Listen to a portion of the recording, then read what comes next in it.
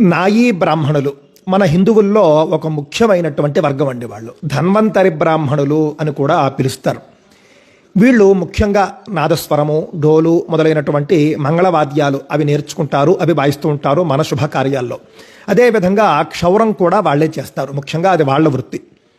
కానీ ఇటీవల కాలంలో చూసుకుంటే కనుక నాదస్వరంలోని నేను ఇతరులు కొంతమంది రావడం చూశాను. అదేవిధంగా క్షవరంలో ముఖ్యంగా వికారాబాద్లో జరిగింది ఏమిటి అని అంటే కనుక ముస్లిం ఒక ఆయన సెలూన్ పెట్టుకుని అతను కూడా క్షవరంలో చేరబోతూ ఉంటే ఇది మా కుల వృత్తి, మీరు ఇందులోకి రాకండి అని చెప్పేసి నాయీ బ్రాహ్మణులు కొంతమంది వెళ్ళి మాట్లాడడం జరిగింది. ఆ తర్వాత ఈ కేసు కాస్త కోర్టుకు చేరడం, తెలంగాణ హైకోర్టు ఏ వర్గం వారైనా ఏ వృత్తి అయినా చేపట్టచ్చు అని చెప్పేసి ఆ యొక్క హైకోర్టు తీర్పు చెప్పిందండి. హైకోర్టు ఆ తీర్పు ఇవ్వడానికి కారణం ఏమిటి అంటే భారత రాజ్యాంగంలో 19వ అధికరణం. 19వ అధికరణంలో చిట్ట చివరి పాయింట్ ఉంటుందండి. ఏ విధమైనటువంటి వృత్తినైనా వ్యాపారాన్నైనా కూడా చేసుకునే హక్కు ప్రతి భారతీయుడికి ఉంటుంది అని. దాని ఆధారంగా ఆ యొక్క తెలంగాణ హైకోర్టు తీర్పిచ్చింది. కానీ అండి ఈ అధికరణాన్ని సవరించాల్సినటువంటి అవసరం ఉన్నది. భారత పార్లమెంటు ఈ అధికరణాన్ని సవరించాలి, దృష్టిలో పెట్టుకోండి. సవరించి కుల వృత్తుల్ని కాపాడాలి.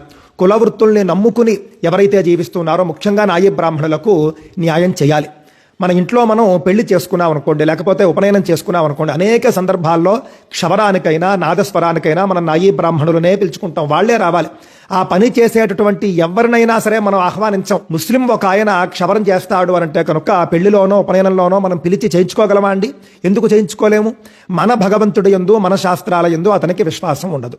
కావున ఈ సందర్భంగా నాయీ బ్రాహ్మణుల యొక్క కులవృత్తి రక్షింపబడాలి. ఆ వృత్తి నాయీ బ్రాహ్మణులకు మాత్రమే పరిమితం కావాలి. అవసరమైతే భారత ప్రభుత్వం చట్టం కూడా చేయాలి. ఈ యొక్క 19వ అధికరణాన్ని సవరించాలి అని చెప్పేసి నేను కోరుకుంటూ ఉన్నాను.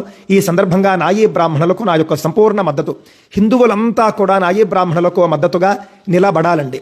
మనం ఎవ్వరం కూడా నాయీ బ్రాహ్మణులను తప్ప వేరే ఎవ్వరిని కూడా ఆ పనులకు ఆశ్రయించకూడదు, ఆశ్రయించము అని చెప్పేసి నిర్ణయం తీసుకుందాము. కావున మన నాయీ బ్రాహ్మణులను మనమే కాపాడుకోవాలి, వాళ్లకు మాత్రమే మనం అవకాశం ఇవ్వాలి అని చెప్పేసి నేను ఈ సందర్భంగా కోరుతున్నాను. ఇప్పుడు కనుక మనం నాయీ బ్రాహ్మణులకు మద్దతుగా ఉండకపోతే రేపన్న నాడు క్షవరం చేసేటటువంటి నాదస్వరం నేర్చుకునేటటువంటి నాయీ బ్రాహ్మణుడు మనకు లేకపోతే మన ఉపనయనాలు కానీ, మన పెళ్లిళ్ళు కానీ, మన కార్యక్రమాలు ఏవీ జరగవు. మనం వాళ్లతోనే చేయించుకోవాలి.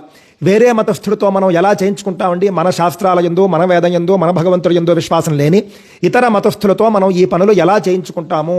ఆలోచించండి. ఖచ్చితంగా నేటి నుండి మీరు కూడా నాయీ బ్రాహ్మణుల వద్ద మాత్రమే ఆ యొక్క క్షవరం కానీ, అలాగే నాదస్వరము మొదలైనవి కానీ చేయించుకుంటే బాగుంటుంది.